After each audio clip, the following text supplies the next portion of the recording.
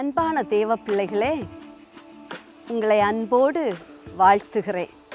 உபாகமம் 11வது அதிகாரம் 10வது வசனத்தில் நீ சுதந்தரிக்க போகிற தேசம் நீ விட்டு வந்த எகிப்து தேசத்தை போல் இராது என்கிறார்.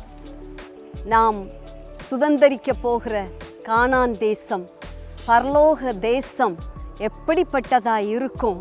ஆனால் முன்பு நாம் இருந்த அடிமைத்தன வாழ்க்கையாகிய எகிப்தின் வாழ்க்கையை போல் இராது. எகிப்தில் நாம் அநேக காரியங்களுக்கு அடிமைகளாக இருந்தோம். இஸ்ரவேல் ஜனங்கள் அந்த பார்வோன் ஜனங்களுக்கு அடிமைகளாக இருந்தார்கள். நாமும் அப்படித்தான் இருந்தோம்.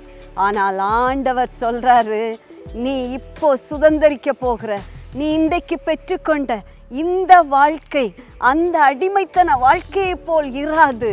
நீ விடுதலையோடு, நீ மகிழ்ச்சியோடு எல்லாவற்றையும் சுதந்தரிக்கத்தக்கதாக உன்னை பயமுறுத்தின, அடிமைப்படுத்தின, சோர பண்ணின எல்லாவற்றிலும் விடுதலை பெற்று நீ மகிழ்ச்சியோடு வாழப்போகிறாய்.